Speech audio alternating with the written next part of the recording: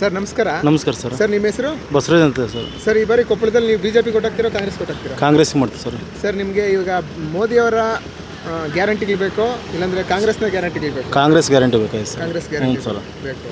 Sir ಈಗ ಗ್ಯಾರಂಟಿಗಳು ಕೊಟ್ಟಿದ್ದಾರಲ್ಲ ಕಾಂಗ್ರೆಸ್ ಸರ್ಕಾರ, ಇದರಿಂದ ಜನರಿಗೆಲ್ಲ ಉಪಯೋಗ ಆಗ್ತಾ ಉಪಯೋಗ ಇದೆ ಸರ್. ಆಗಿದೆ ಸರ್.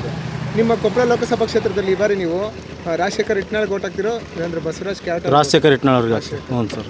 ಯಾವ ಉದ್ದೇಶಕ್ಕೋಸ್ಕರ ಸರ್ ಅವರಿಗೆ ಓಟ್ ಹಾಕ್ತೀವಿ? ಅವರು ಈಗ ಗೌರ್ಮೆಂಟ್ ನಡೆಸೋ ಸಿದ್ದರಾಮಯ್ಯ ಸಾಹೇಬರು ಅದ್ರ ಸಂಬಂಧ ರಾಜಶೇಖರ್ ಇಟ್ನಾಳ್ ಅವ್ರಿಗೆ ಗೆಲ್ಲಿಸಿ ತರಬೇಕಂದ್ರೆ ರಾಜ್ಯದಲ್ಲಿ ಸರ್ಕಾರ ಚೆನ್ನಾಗಿ ಆಡಳಿತ ನಡೆಸ್ತಾ ಇದ್ದಾರೆ, ಅದಕ್ಕೋಸ್ಕರ ಕಾಂಗ್ರೆಸ್. ಹ್ಞೂ ಸರ್. ಹ್ಞೂ ಸರ್.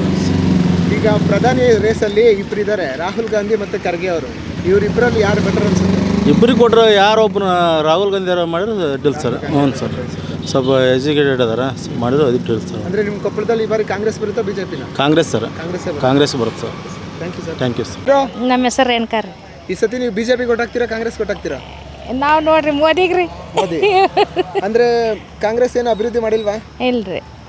ಗ್ಯಾರಂಟಿಗಳು ಕೊಟ್ಟಿದ್ರಲ್ಲ ಕಾಂಗ್ರೆಸ್ ಸರ್ಕಾರ, ಉಪಯೋಗ ಆಗ್ತಾ ಇದೆಯಾ? ಉಪಯೋಗ ಆಗತ್ತೆ ರೀ. ಆಗ್ತೈತೆ. ಆದರೆ ನೀವು ಹಾಕೋದು ಮಾತ್ರ ಮೋದಿಗೆ. ಹ್ಞೂ ರೀ.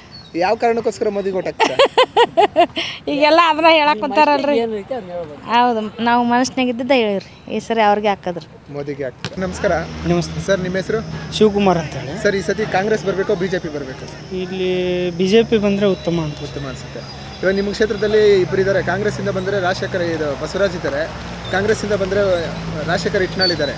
ಯಾರು ಬೆಟರ್ ಕ್ಯಾಂಡಿಡೇಟ್ ಅನಿಸುತ್ತೆ ಸರ್? ಅವರು ಇಲ್ಲಿ ಕೊಪ್ಪಳದಲ್ಲಿ 15 ವರ್ಷದಿಂದ ಕೇವಲ ಅವರು ಫ್ಯಾಮಿಲಿಗೋಸ್ಕರ ಮಾಡ್ತಾ ಇದ್ದಾರೆ. ಹಾಗಾಗಿ ಇವಾಗ ದೇಶ ಅಂತ ಬಂದಾಗ ಮೋದಿ ಇಲ್ಲಿ. ಮೋದಿ ಹೌದು. 10 ವರ್ಷದಲ್ಲಿ ಮೋದಿ ಅವರು ಅಭಿವೃದ್ಧಿ ಮಾಡಿದ್ದಾರಾ? ಹೌದು ಮಾಡಿದ್ದಾರೆ.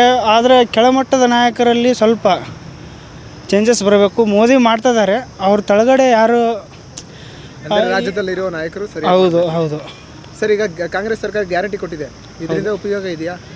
ಏನೂ ಉಪಯೋಗ ಇಲ್ಲ ಸರ್ ಅವರಿಂದ. ಈ ಗ್ಯಾರಂಟಿಗಳು ಕೊಡೋ ಬದಲು ಬೇರೆ ಏನು ಕೊಡಬೇಕಾಗಿತ್ತು? ಇವಾಗ ನೋಡಿ ಸರ್, ಇವಾಗ ವಿದ್ಯಾರ್ಥಿಗಳಿಗೆ ಭಾಳ ತೊಂದರೆ ಆಗ್ತಾಯಿದೆ ಬಸ್ಸಿಂದಾಗಲಿ.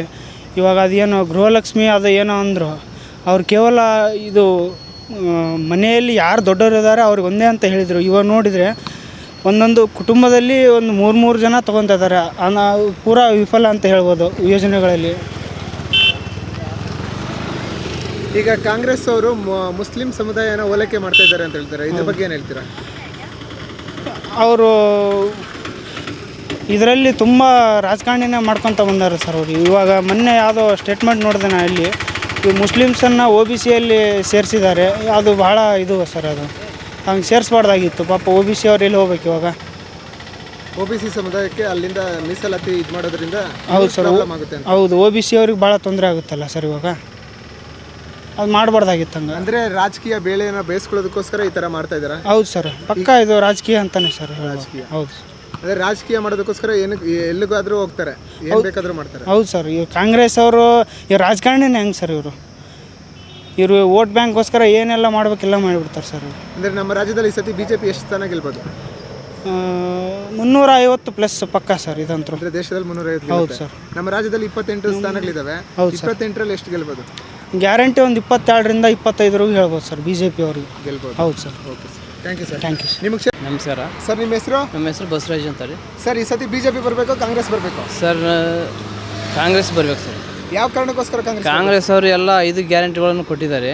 ಅವರು ಭಾಳ ಹೆಲ್ಪ್ ಮಾಡಕ್ಕೆ ಕುಂತಿದ್ದಾರೆ ಜನಗಳಲ್ಲಿ. ನೀವು BJP ಅವರು ಏನು ಮಾಡ್ತಾ ಇಲ್ಲ. ಏನು ಮಾಡ್ತಾ ಇಲ್ಲ. ಅಂದರೆ ಕಾಂಗ್ರೆಸ್ ಗ್ಯಾರಂಟಿಗಳಿಂದ ಜನರಿಗೆ ಉಪಯೋಗ ಆಗಿದೆ? ಆಗಿದೆ ಸರ್, ಆಗಿದೆ. ಬಡವರೆಲ್ಲ ಏಜ್ ಆದವರಿಗೆಲ್ಲ ಭಾಳ ಹೆಲ್ಪ್ ಆಗಿದೆ. ಹಂಗಾಗಿ ಸ್ಕೂಲ್ ಹುಡುಗರಿಗೆ ಅಥವಾ ಭಾಳ ಹೆಲ್ಪ್ ಆಗಿದೆ. ಅದು ಮೋದಿ ಅವರು 10 ವರ್ಷದಲ್ಲಿ ಏನು ಮಾಡಿಲ್ಲ ಅವರು. ಏನಿಲ್ಲ. ಅಂದರೆ ಕಾಂಗ್ರೆಸ್ಸೇ ಬರಬೇಕು? ಹೌದು, ಕಾಂಗ್ರೆಸ್ಸೇ ಬರಬೇಕು. ಪ್ರಧಾನಿ ಯಾರಾಗಬೇಕು? ಖರ್ಗೆ ಅವರಾಗಬೇಕು, ರಾಹುಲ್? ಅದು ಮುಂದೆ ಅವ್ರು ಏನು ಇದು ಮಾಡ್ತಾರೆ ಅದು ಅವರು ಇದು. ಅಂದರೆ ದೇಶವನ್ನು ಮುನ್ನಡೆಸಲು ಯಾರು ಸಮರ್ಥ ವ್ಯಕ್ತಿ ಅಂದರೆ ಯಾರು? ಅದೇ ಬೇಕಾದ್ರೆ ಎಲ್ಲ ಸಂಸದರಾಗಿರ್ತಕ್ಕಂಥ ಅವ್ರು ಏನೋ ಅಭಿಪ್ರಾಯ ಮಾಡ್ತಾರೆ, ಅವ್ರು ಇದು ಮಾಡ್ತಿದ್ದಾರೆ. ನಿಮ್ಮ ಕ್ಷೇತ್ರದಲ್ಲಿ ಯಾರು ಪ್ರಬಲ ವ್ಯಕ್ತಿ? ರಾಜಶೇಖರ್ ಇಟ್ನಾಳ್ ಅವರೇ. ರಾಜಶೇಖರ್ ಇಟ್ನಾಳ್ ಅವರು. ಹಾಂ. ಅಂದರೆ 2 ಸತಿ ಸೋತಿದ್ದಾರೆ. ಮತಗಳ ಅಂತರದಿಂದ ಸೋತಿರ, ಅವ್ರೇನು ಇದರಿಂದ ಸೋತಿದ್ದಿಲ್ಲ. ಈ ಸಲ ಪಕ್ಕ 100ಕ್ಕೆ 100 ಬರ್ತಾರೆ. 100ಕ್ಕೆ 100 ಬರ್ತಾರೆ. 3 ಲಕ್ಷ ಮತದಿಂದ ಆರಿಸ್ತಾರೆ.